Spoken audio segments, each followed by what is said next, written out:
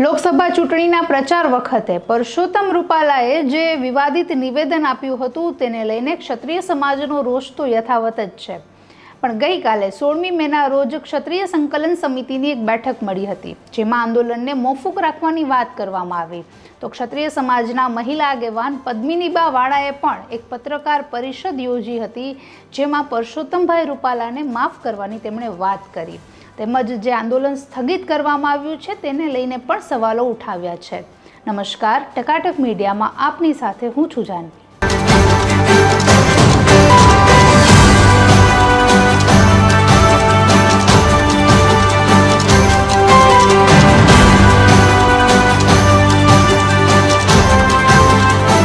અમે તો રૂપાલાભાઈને માફ કરી દઈએ છીએ, જેને જે બોલવું હોય એ બોલ્યા રાખે, બરાબર છે। કેમ કે કાંઈક ડિસિઝન લેવું જરૂરી છે, અત્યારે એક ડિસિઝન હોવું જરૂરી છે।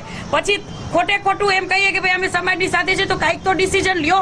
અત્યારે આ લોકોએ સમાજને આખો ગુમરાહ કર્યો છે, કોઈ ડિસિઝન પણ ન લીધું, અને તો પછી રૂપાલાભાઈને માફ નથી કરતા તો પછી રાહુલ ગાંધી અને ઉમેશભાઈને શું કામ?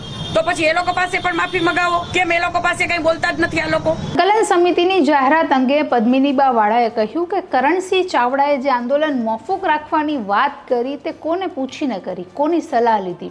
કારણ કે જ્યારે આંદોલન થયું હતું ત્યારે એ સંકલન સમિતિ નહીં, એક કોઈ પણ વ્યક્તિ નહીં, પરંતુ આખા સમાજનું હતું। જે બહેનો અને દીકરીઓની અસ્મિતા વિશે જે પરસોત્તમભાઈ રૂપાલા બોલ્યા હતા, જેનાથી આખો સમાજ નારાજ હતો અને આખા સમાજે સાથે મળીને એકજૂટ થઈને આંદોલન કર્યું હતું। તો જ્યારે કોઈ પણ નિર્ણય લેવામાં આવે છે ત્યારે એકલા જ વ્યક્તિ કે એકલી સમિતિનો હાથ શું કામ હોય છે? આ વાત કરીને પદ્મિનીબા વાળાએ પોતાનો રોષ અને ગુસ્સો બંને સંકલન સમિતિ પર જે હતો તે ઠાલવ્યો હતો। સાથે જ જે પીટી જાડેજાએ પણ તૃપ્તિબા રાઓલ વિશે જે વાત કરી હતી, તેમનો ઓડિયો વાયરલ થયો હતો, તેનો પણ ઉલ્લેખ કર્યો હતો। તો કરણસિંહ ચાવડા પર પણ આક્ષેપો લગાવ્યા કે કોને પૂછીને તેઓએ આંદોલન મોકૂફ રાખવાની વાત કરી। અને માફી આપવા અંગે પણ પદ્મિનીબા વાળાએ કહ્યું કે જ્યારે ચૂંટણી પૂરી થઈ ત્યાર પછી પણ રૂપાલાએ માફી માંગી। બહેનો અને દીકરીઓની અસ્મિતાને હું સમજું છું, મારાથી ભૂલ થઈ છે, મને માફ કરશો। આ પ્રકારના જે રૂપાલાના શબ્દો હતા એ કદાચ જે ક્ષત્રિય સમાજની બહેનો છે તેને ખૂંચ્યા, કારણ કે જ્યાં સુધી ચૂંટણી ચાલુ હતી, ચૂંટણી પહેલાંનો જે વિવાદ હતો ત્યારે રાજપૂતોના મત મેળવવા માટે રૂપાલા 2 થી 3 વખત માફી માંગી ચૂક્યા હતા, પણ ચૂંટણી પૂર્ણ થયા બાદ પણ તેઓએ માફી માંગી તો કદાચ જે એમના વિશેનો જે વિચાર છે, એમનું મંતવ્ય છે તે ક્યાંક બદલાતું હોવાનું લાગ્યું। કારણ કે આખરે પદ્મિનીબા વાળા, જેણે સૌથી વધારે રૂપાલાનો વિરોધ કર્યો હતો, જે સૌથી વધુ લોકોની નજરે ચડ્યા હતા, તેઓએ પણ હવે તેમને માફ કરવાની વાત કરી।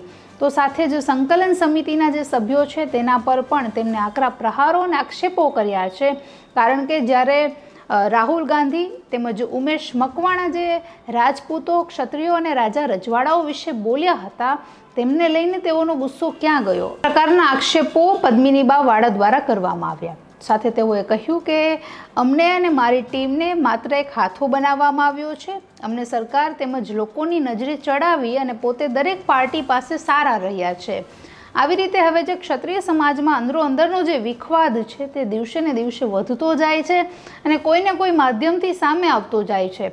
અગાઉ પીટી જાડેજાએ પણ જે તૃપ્તિબા રાઓલ વિશે ઓડિયોમાં જે વાત કરી હતી, ત્યારબાદ તેણે સંકલન સમિતિમાંથી રાજીનામું આપ્યું। ત્યારથી લઈને પદ્મિનીબા વાળા પણ કોઈને કોઈ વિષયને લઈને લોકો સામે આવતા રહ્યા છે અને જે અંદરની વાત છે તે ઉઘાડી કરતા રહ્યા છે। પદ્મિનીબા વાળા શરૂઆતના સમયથી જ સંકલન સમિતિની વિરોધમાં હતા। તેઓએ કહ્યું કે તમારા કારણે જ સમાજ ગેરમાર્ગે દોરાયો છે અને આંદોલન વધારે ઉગ્ર બન્યું।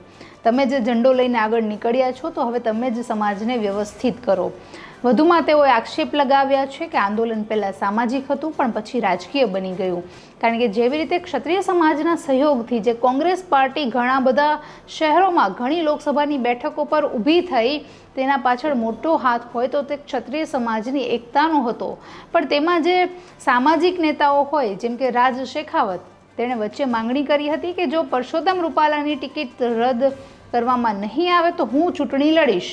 તો જે આવી રીતે જે સામાજિક આંદોલનમાં રાજકીય લોકોનો પણ ફાળો રહ્યો છે, તો સામાજિક લોકો રાજકીય બનતા પણ જોવા મળ્યા છે। વધુમાં તેઓએ કહ્યું કે પરસોત્તમભાઈ રૂપાલા 5 વખત માફી માંગી ચૂક્યા છે, તો કદાચ હવે પરસોત્તમભાઈ રૂપાલા સહયોગ આપશે તો હું મારી બહેનોની ટીમ સાથે તેમને મળીશ અથવા ટેલિફોનિક વાતચીત કરીશ।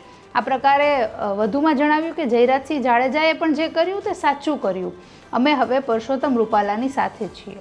ગૂંચવણ અને જે રાજનૈતિક મુદ્દાઓ વચ્ચે આવી રહ્યા છે તે સામાજિક આંદોલનને ઘણી બધી રીતે ખલેલ પહોંચાડી રહ્યા છે. સાથે જ સંકલન સમિતિ પોતે કન્ફ્યુઝ છે કે એમણે કરવાનું છે શું, તે પ્રકારના આક્ષેપો પણ પદ્મિનીબા વાળા તરફથી લગાવવામાં આવ્યા છે. તો હવે આખરે આ સામાજિક આંદોલન જે શરૂ થયું હતું તે કેવી રીતે ઊભું રહેશે? હાલ તો મોકૂફ રાખવાની જે રીતે વાત અને ચર્ચાઓ ચાલી રહી છે તેના અંગે પણ આગળ શું નિર્ણય આવશે તે જોવું ખૂબ જ મહત્વનું રહેશે. નમસ્કાર.